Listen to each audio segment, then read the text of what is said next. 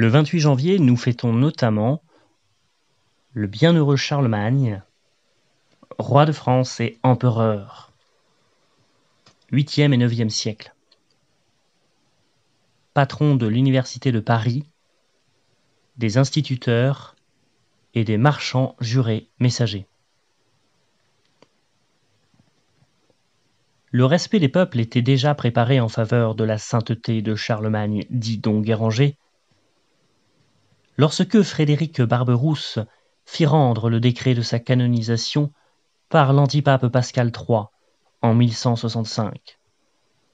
C'est pourquoi le Saint-Siège apostolique, sans vouloir approuver une procédure irrégulière, ni la recommencer dans les formes, puisqu'on ne le lui a jamais demandé, a cru devoir respecter ce culte dans tous les lieux où il fut établi.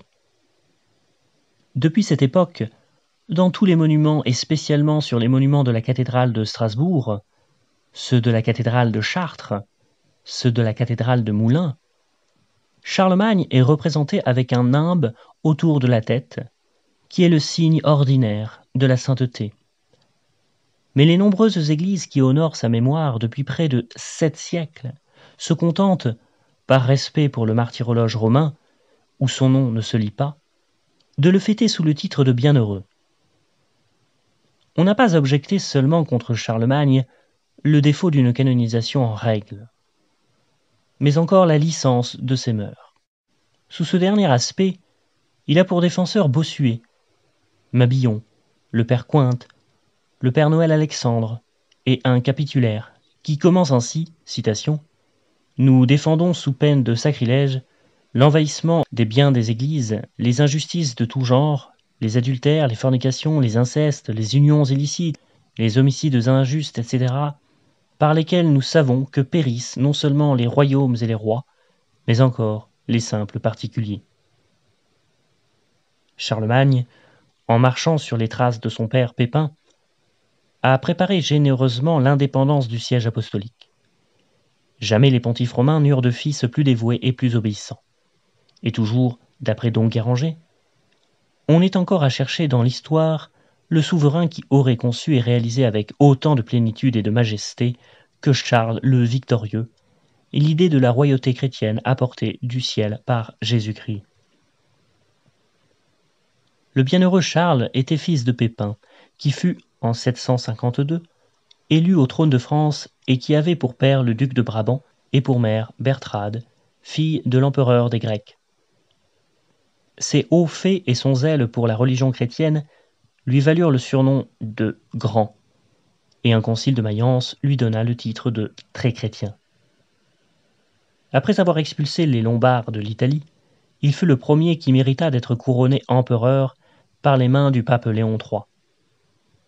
À la prière d'Adrien, prédécesseur de Léon, il entra en Italie avec une armée et rendit à l'Église son patrimoine et l'Empire à l'Occident. Il vengea le pape Léon des violences des Romains, qu'il avait traités injurieusement durant la Grande Litanie, et chassa de la ville ceux qui s'étaient rendus coupables de ce sacrilège. Il fit beaucoup de règlements pour la dignité de l'Église, entre autres. Il renouvela cette loi, ordonnant que les causes civiles seraient remises au jugement de l'Église lorsque l'une des parties le demanderait. Quoiqu'il fût de mœurs très douces, il réprimait cependant les vices avec une grande sévérité, surtout l'adultère et l'idolâtrie, et établit des tribunaux particuliers revêtus d'un pouvoir étendu qui, jusqu'à ce jour, existent encore dans la Basse-Saxe. Après avoir combattu 33 ans contre les Saxons, il les soumit enfin et ne leur imposa d'autre loi que de se faire chrétiens. Il obligea à perpétuité les possesseurs de terre à élever des croix de bois dans leurs champs afin de confesser ouvertement leur foi au Christ. Il purgea la Gascogne, l'Espagne et la Galice des idolâtres qui s'y trouvaient, et il remit en honneur le tombeau de Saint-Jacques, comme il l'est aujourd'hui. Dans la Hongrie, pendant 8 ans entiers, il soutint le christianisme par ses armes et il se servait contre les Sarrasins de cette lance toujours victorieuse dont un soldat avait ouvert le côté du Christ. Dieu favorisa de plusieurs prodiges de si grands efforts pour l'extension de la foi.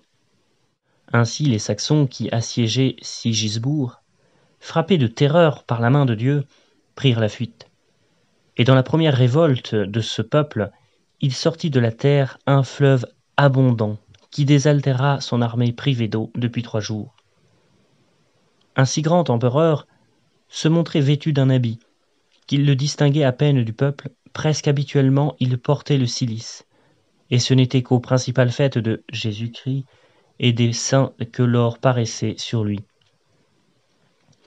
Il défrayait les pauvres et les pèlerins, tant dans son palais que dans les autres contrées, par les aumônes qu'il envoyait. Il bâtit 24 monastères et il envoya à chacun la bulle d'or du poids de 200 livres.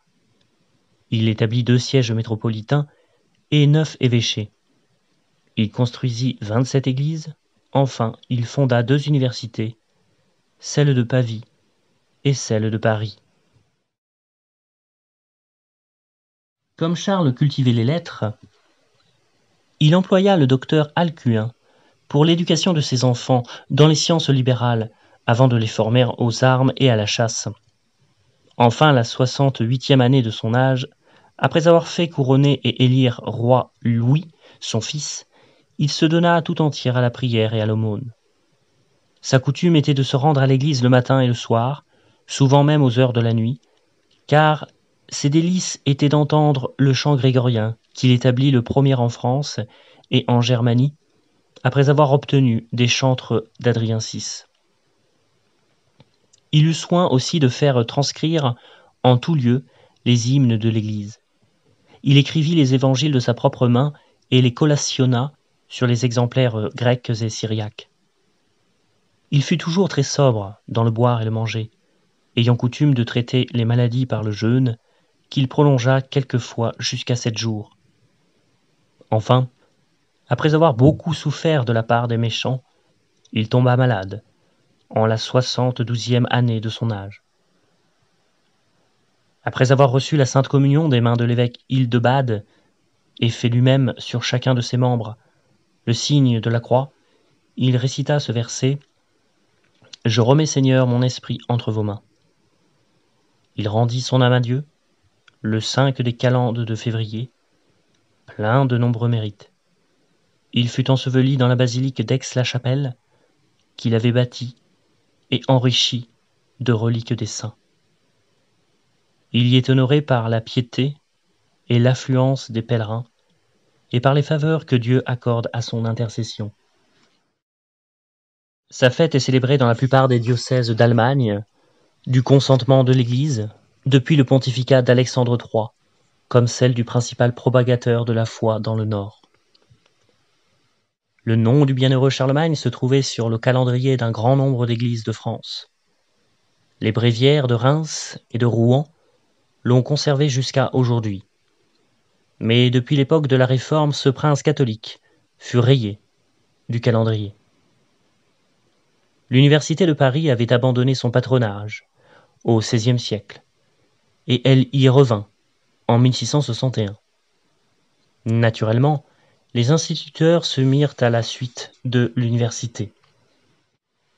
Quant au patronage des marchands jurés et messagers, il se trouve inscrit dans l'almanach spirituel de l'année 1755 qui servait de semaine religieuse pour le diocèse de Paris.